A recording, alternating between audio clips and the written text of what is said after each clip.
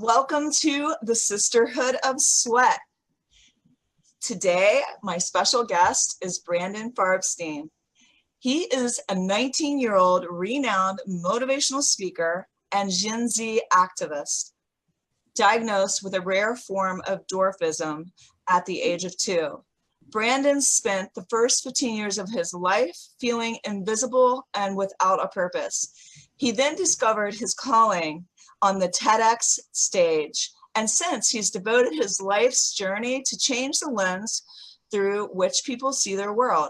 He joined forces with March for Our Lives on their national tour last summer to empower young people to use their voice, and was named to Instagram's 19 Under 19 as one of the 19 most influential teens in the world in 2018. In just 3 years of speaking, Brandon has been able to reach millions of people across the globe and share his story of adversity, strength, and impact. In addition to being a speaker, influencer, and advocate, Brandon recently published his first book, 10 Feet Tall, which I have been diving into today, you guys, and it's an amazing read. It's just so motivational, and it goes along so much with the tagline of my podcast, which is, let's be who we are instead of who others want us to be. Today, we're going to talk about the power of authenticity, the power of one, and it is going to be brought to us by this powerhouse, Brandon. Brandon, welcome to the show. Thank you so much for having me. I appreciate it. Oh my gosh. Well, I have to just go back a little. I literally was not in my normal mode. I was on crutches. I might have even been on my hot pink scooter because I had to travel in style with a hamstring reattachment surgery I had back at the Summit of Greatness. And because of my injury, so many amazing things happened to me, and they happened for me, instead of to me, I guess is what I want to say. And one of them was, I was standing in line and you were standing right next to me, and I didn't know who you were, but I just felt that you were special. Like I felt the specialness, I just felt that you were a special human being. And after listening to your TEDx talk, I was blown away. And so I just want to dive right in to your story and have you just tell people how you began on a stage at 15 years old, giving a TEDx talk. Yeah, so that is actually the defining moment that I always am going back to, because that was the start of absolutely everything for me. And the story of how that came to be is a really interesting one. So I was traveling in the airport with my family to visit relatives, and I was on my mobility device, which, as you saw in the talk, is this super badass looking bright yellow Segway, which obviously you don't see every day. And it draws a lot of attention because it is so epic. So a woman came up to me and she just started making small talk, asking me, what is this device? What do I use it for? What's my name? And just trying to learn about my story. And she ended up being on my flight. So we got to talk for over 45 minutes. And when this lady told me about her story, she said, I'm one of the original TEDx organizers. So when this huge movement called Tedx was still in its grassroots, this was one of the original event organizers. And a couple months later, she helped me get on a local TEDx event in front of 2,000 people. And that was the start of the rest of my life. Oh, wow. That is so amazing. I really like the backstory, which is how you got the yellow Segway. Can you tell the audience all about that? Absolutely. So with my form of dwarfism, I'll just give a little bit of context. Number one, it's so rare that there are less than 100 cases reported in medical history. And when you think about that, that's a pretty shocking statistic. But it also comes with a life of uncertainty. So I ask my doctors in 5, 10, or 15 years, what can I expect? What will my mobility be like? And the only answers that I've been given is that it's degenerative. And I don't really know what it's going to be in the next couple of years or the next 30 years, but it really forces me to have this inner focus on what my priorities are truly destined to be, and how to fulfill the mission that I'm on as much as I can. So through that mindset, which I didn't even realize that I had at the time, I was meeting with my orthopedic surgeon, and I was explaining to him that it's really difficult for me to walk around and to try and keep up with my family or my friends. And I asked what the solution was. And he said, well, I could either go in a wheelchair or a motorized scooter. And in my head, I was thinking, I'm 14 years old. I have the use of my legs. So why should I have to put myself in something that's going to make me more immobile for the rest of my life? And he didn't have a solution. My parents didn't have a solution. So I came up with my own, and that was this Segway idea. So it wasn't anything that I invented or I had to jump through tons of hoops to make possible. But it truly was taking something that is already out there, repurposing it, and being innovative to find your own solution, not what works for everybody else, but what works specifically for you.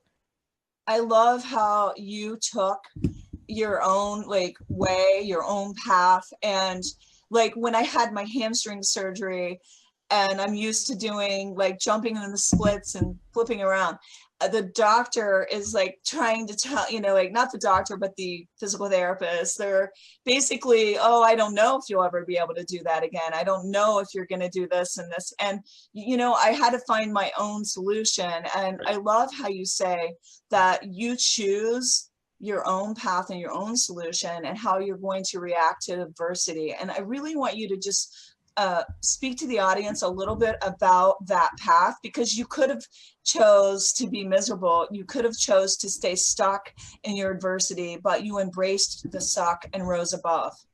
Absolutely. So with me, obviously, I have a little bit more of the extreme adversity every single day.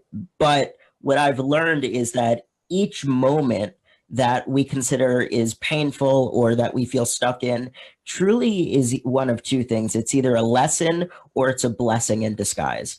And what I've realized is that you have two choices. You either let that pain stop you in your tracks, and the momentum that you've achieved every single day to get right where you are will be stopped.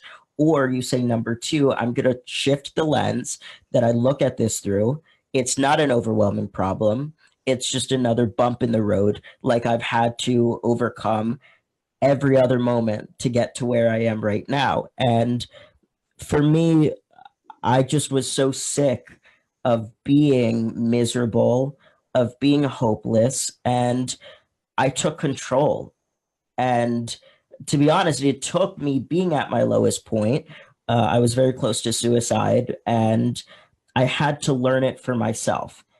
And for the parents that are listening right now, I would say the biggest lesson that you can know from this side of things, where I'm kind of in an interesting middle ground where I'm not quite an adult yet, even though I'm 19, until you get like 25 plus, you're not an adult. Or I'm not somebody who's a kid. And so it's cool how I perspective wise. But the advice that I would give to parents is you have to have faith, not necessarily faith in a higher power, but faith in yourself, in your children, that they will find their way, because that's the biggest gift that you can give, is teaching the lessons, giving the love, but also letting your child be the one that takes that first step forward. If you do it for them and you try and teach them lessons that are just not teachable, then there's not going to be real growth. So that being said, on a tangent, I just truly am so grateful for the adversity that comes my way every single day. I look forward to being tested. And I kind of say to myself, okay, what next? What battles do I need to fight? But now I'm not necessarily fighting fire with fire. I have no reason to retaliate. I have no reason to try and spread more negativity and more hatred onto the people that spread so much onto me, because I know that they're hurting. So yeah, it's Yes. a great place to Yeah. be. I truly believe that every obstacle can be an opportunity and a vehicle to really move forward in a powerful way. If you really, really embrace the fact that it happened for you, not to you, and Yes. what action steps can you take today to move forward and not be stuck in your story, and just think about what you can do versus what you can't do. And I love your chapter, The Power of One. Like, can you explain to people, what does that mean? Yeah. So the power of one is my philosophy, how a singular moment, one conversation, one person can change everything for us. And I've discovered it on both ends of the spectrum, where I've had people who have severely cyberbullied me, and they led me closer and closer to just wanting to be done with this life. But I've also had people like that stranger in the airport that have absolutely changed my path by just one moment or one conversation. And I find that extraordinarily monumental for us to know, because the impact that we're able to make with that philosophy and with that mindset, that we can be what somebody is looking for, whether they know it or they don't know it. Sometimes, as we all know, all you need sometimes is a smile, or it's getting a text from a friend saying, I'm thinking about you. That little thing that takes seconds out of our day means everything to that person. So the power of one, it's something to be mindful of, but it's also something to be actionable on, because as we all know, the secret to living is giving. And the more and more that you're able to give love and graciousness and hope and light to the world, that's exactly what's going to come right back to you. And don't you think that the more that you give, the more that it comes back to you, like the law of attraction? Absolutely. I really do. And it's interesting, as I meet so many people from different faiths and walks of life, what their kind of higher power thinking is, whether it be God or it's karma, it's the creator, or it's an energy. I just find it really amazing to know that all of us are deeply connected.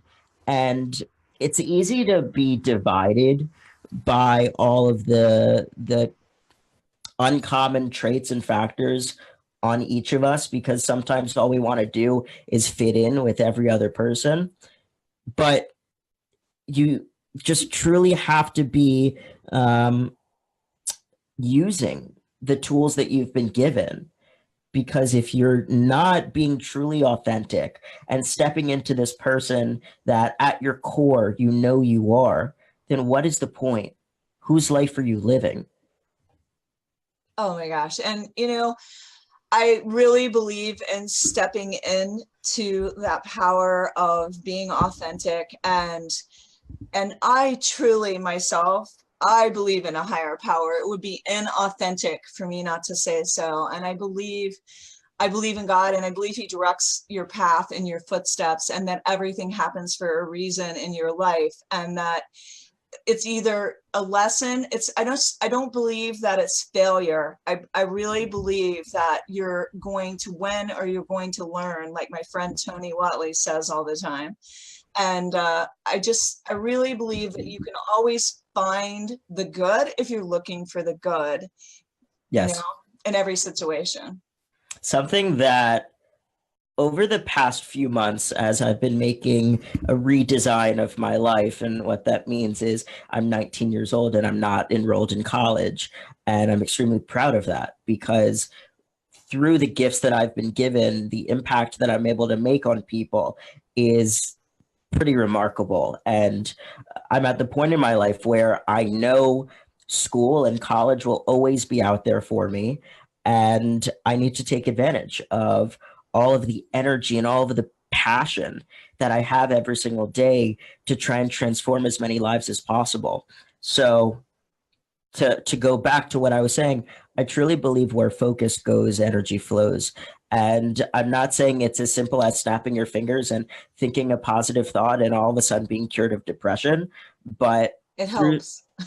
Yeah, it truly does. Yeah. And it doesn't, when you really think about it, it doesn't take much to think different thoughts. We just need to have the willpower and the resilience to say, you know what, I'm not going to let depression or anxiety or frustration overwhelm me today.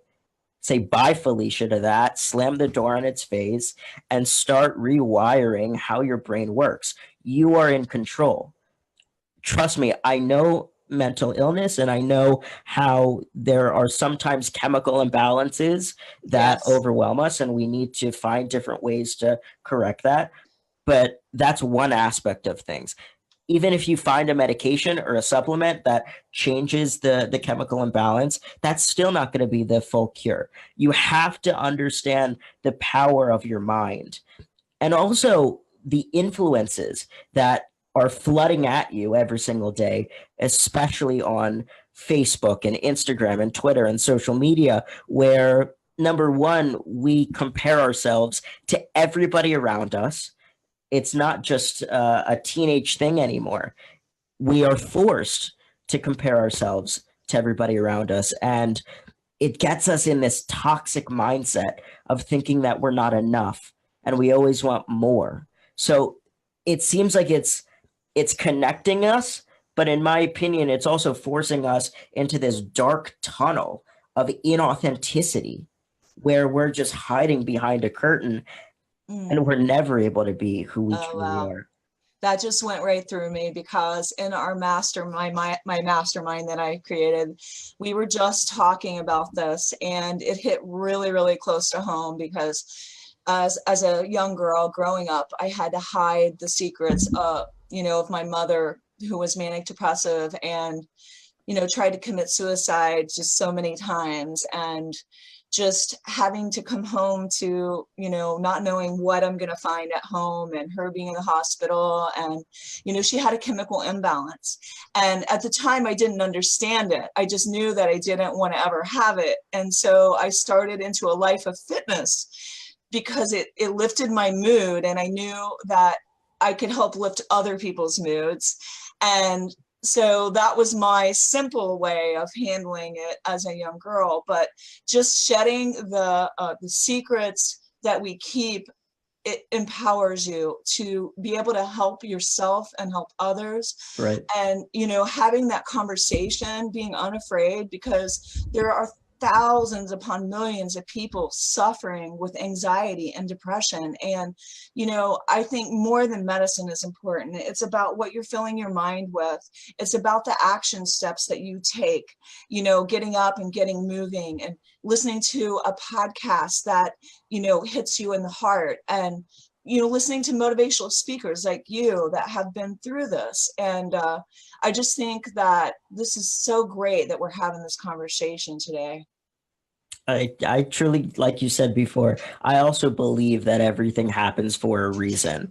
And sometimes it's hard to try and be in that mindset when tragedy strikes or something that we would never wish on anybody occurs. But there honestly always is good in every situation. And the only person that's going to see it is you. So take a step back, put pause on the way that you're thinking, and just try something new. Try having that empathy to understand what that person must be feeling instead of letting those words that insignificant hurt you and get you in a place of darkness. Yeah, and I think too, it's like you talk a lot about in your book, and I gotta say, since I created this mastermind, I see the total power in surrounding yourself with like-minded individuals. Yes. Oh my gosh, that get you, that support you, that Yeah. have your back, and Let's just just lift you up. tune out the negative, right? And you talk about this a lot in your book, and I'd like you to really dive into that, about surrounding yourself with people that lift you up. Yeah. So what I call this is your A team. So it's the people in your life, whether it be family, friends, coworkers, neighbors, teammates, that not only support you, but that elevate you to be a better person. And whether it be filling you up with humor or them just being a gracious person that fills you up with love and with light. I'm not saying every single person that you're friends with needs to be this yogi, somebody that's always spreading positivity and happiness, but Right. That would be unrealistic too. it's just, especially when we're talking about social media too, we are filling our minds with the most useless, like it's just muck.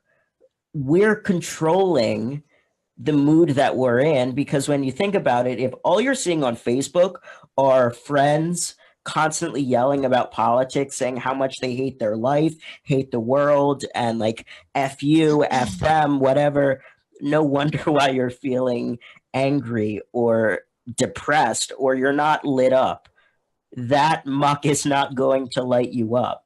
So be deliberate with not only who you spend your time with, but who you allow into your mind, whether that be pressing delete or unfollow for the top three people that come to mind that are just constantly posting negativity. We all know those people, and do that. But number two, if there are people in your life that you can't press delete, find ways of being a productive coper with what's going on, and again, change that lens through which you see it. Stop allowing these people to dictate your day, your mood. I mean, your entire life when you think about it. You Oh my have God. the power. And truly, I wrote this mantra down, and because I had been going through something where somebody didn't understand my dream, and they were, basically trying to have me dim down a bit.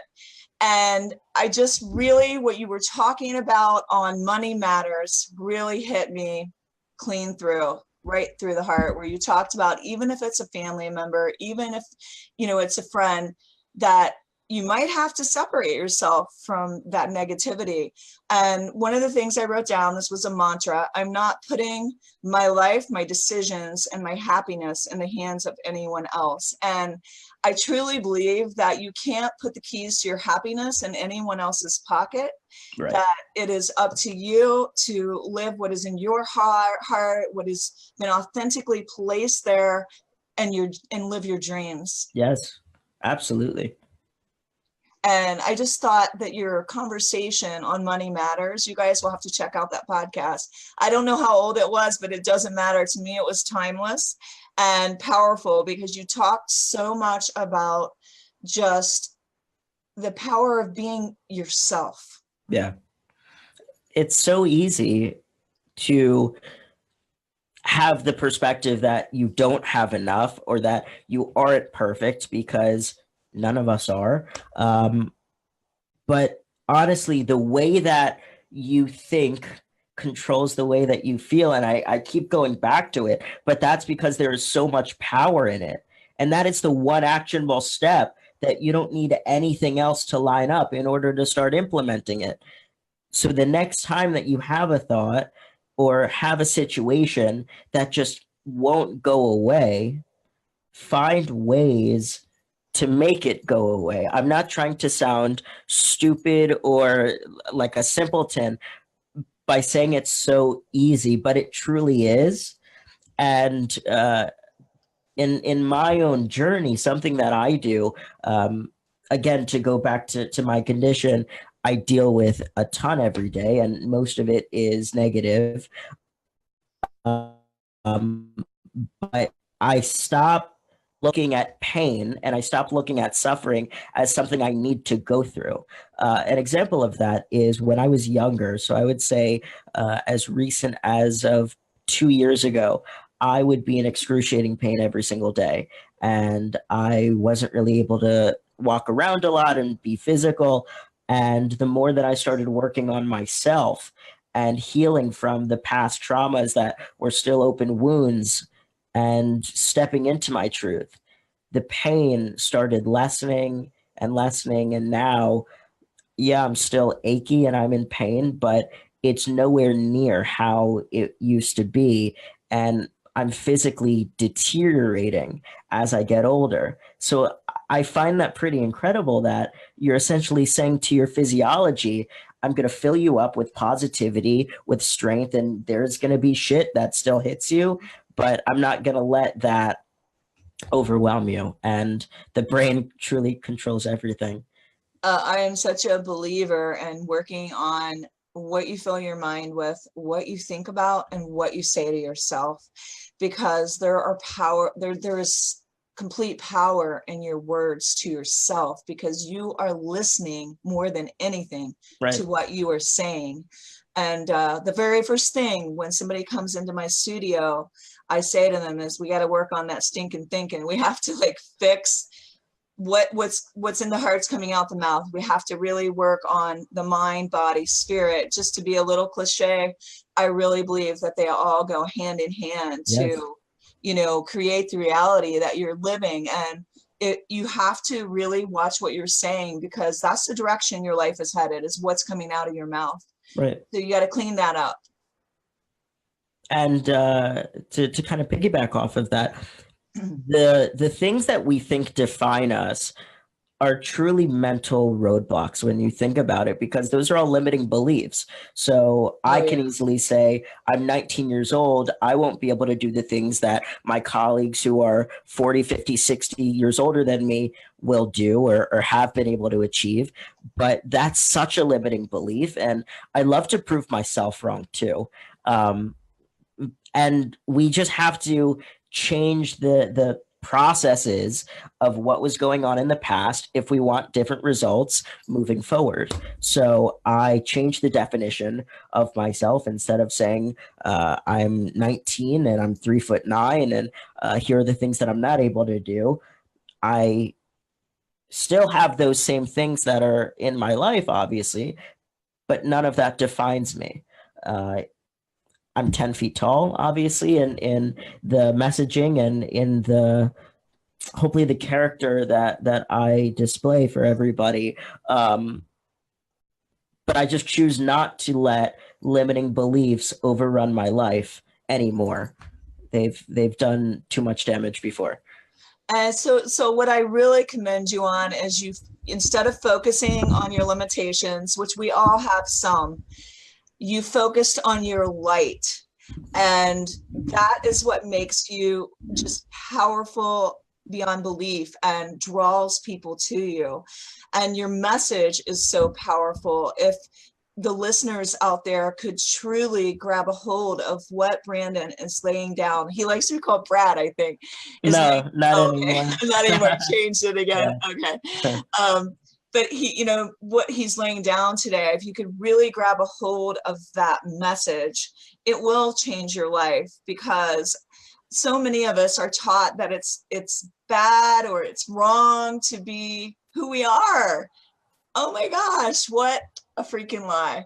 And I love how you have stepped so much into yourself that you've become a giant. Like you said, you're 10 feet tall. And I want you to kind of tell the audience about, when you were younger, you were bullied. I mean, you had death threats. I mean, this is crazy stuff. Yeah. Honestly, it was nothing compared to what fills my inbox every single day on social media. But that's kind of the price that you pay Oh, when you put yourself out there that much. But again, I've learned to cope with it, so it's nothing. But when I was younger, it was absolutely relentless. So I would say the cyberbullying really got to a boiling point during junior year of high school, when there was another fake Instagram account made about me with the most anti-Semitic, vile, threatening, harassing things that you could think of. And it also included video from me in my high school. So when the administration wanted to say they couldn't do anything because they had no control, it wasn't happening in school, we had the evidence right there. And I started receiving a new death threat every single week, and it just was the most toxic environment imaginable. So I said to my parents, I can't do this anymore. It's affecting so many aspects of my life and I'm miserable and I need to take myself out of this environment. So that's exactly what I did. I started online school, which ended up being one of the greatest things that ever happened to me because at the age of 17, I started my professional speaking career. And I was also able to get two anti bullying laws passed in the state of Virginia because of me wanting to share my story and speak up against what was going on. And I don't want to be your inspiration because of what I've gone through. I want to be your inspiration because of what I've chosen to do with Oh, the yeah, deck of cards that I've been handed.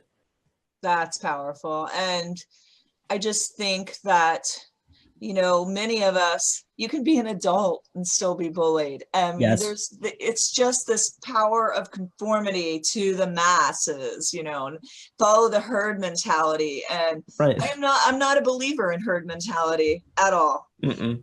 Not at all. We're not cavemen anymore. No. And I have always walked to the beat of my own drum. I have never fit in. I have always fit out. And the more I do that, the more power I see in that, because I don't believe we were born to fit in. I know that may sound cliche, but I It's just so believe true. that we were born to stand out.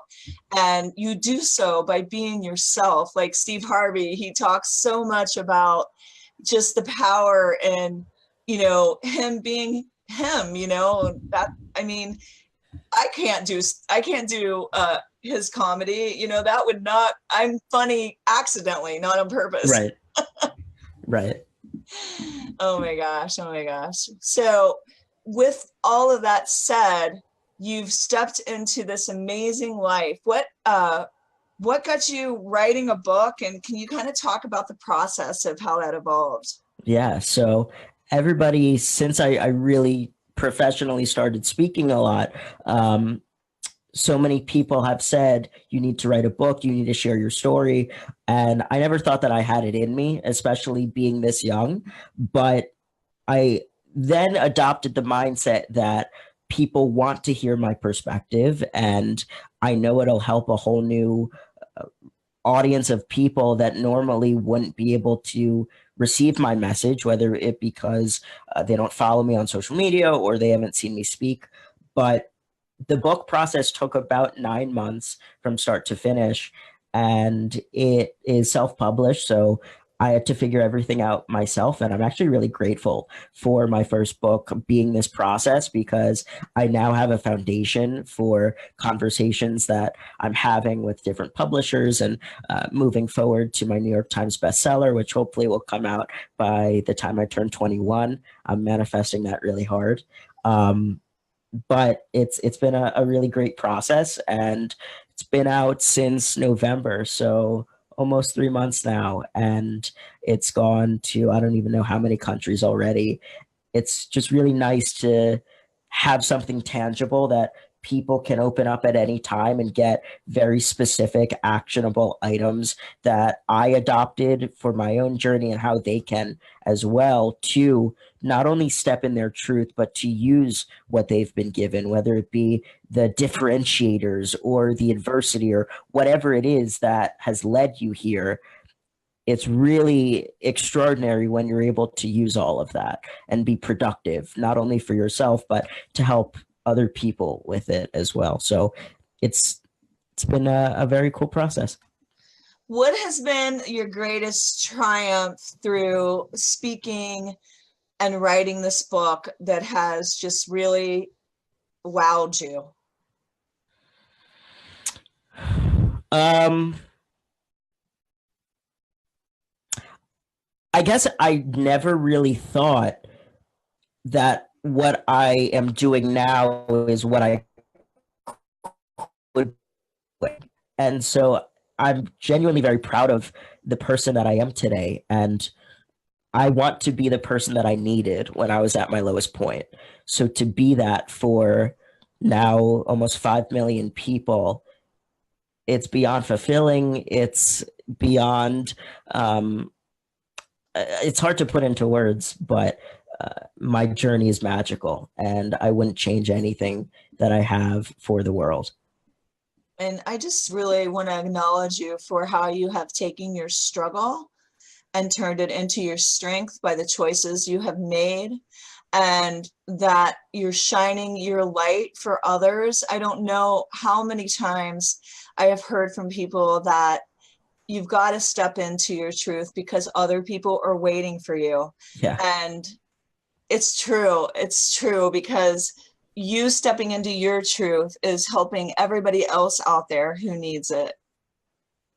I appreciate it. That's my goal. And when I stopped being the victim and rewired things so I could become the victor out of all of these essentially opportunities that were just teaching me new lessons.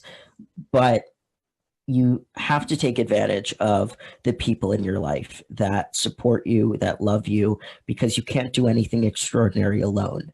And whether it be helping you get through a mental roadblock that keeps coming up, or just supporting you on your mission, there are people that will always be in your corner, and you may not realize it, but just think about the amount of love that has led you to be in this moment right now, from your family, from all the people that you've run into on your journey, and just be grateful for that. And that is just so true. I mean, I was having a bit of a challenging day the other day, and there was a gal in my studio that I always speak to, and I'm building her up, and it was her day to pass the torch back to me and lift me up. And she was like, have you ever heard that song in the play Wicked, Because of You? She's like, Yeah. I want you to listen to that song. And she's like, that is my song to you.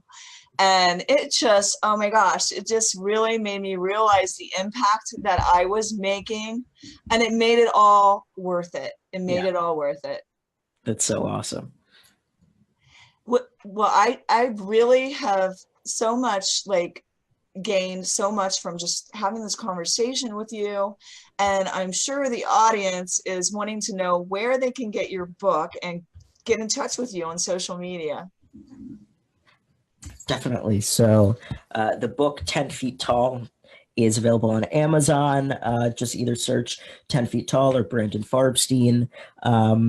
And then social media wise, Instagram is my favorite platform. A couple weeks ago, we just hit 300,000 followers on that. So would love to connect with all of you on there. My username is my last name @Farbstein, and on my Facebook page as well, just my name, Brandon Farbstein. And then if you're interested in learning more about my speaking, or if you have any opportunities that you think I would be a good fit for, would love for you to reach out from my website, which is just brandonfarbstein.com. So awesome. What are 3 simple truths you could leave with the awesome audience today? Number 1 is the power of one.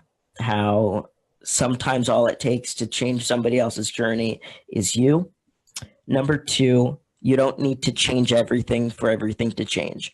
Sometimes it's a minuscule thing that you shift that is a snowball effect and starts transforming you in ways that you never could expect. And number 3, the power of your A team is one of the most vital things that you can do to live a truly fulfilled and successful life. You have to realize that you're in the driver's seat. You have the power, and your greatest life is just around the corner. Wow, that is powerful. I loved all 3 of your truths, and they'll be listed in the show notes and on Twitter. We're going to put them all over the place. That was powerful. It's just amazing. Thank you guys. Thanks everybody for listening, and thank you so much for coming on the podcast. Absolutely. Thank you for having me.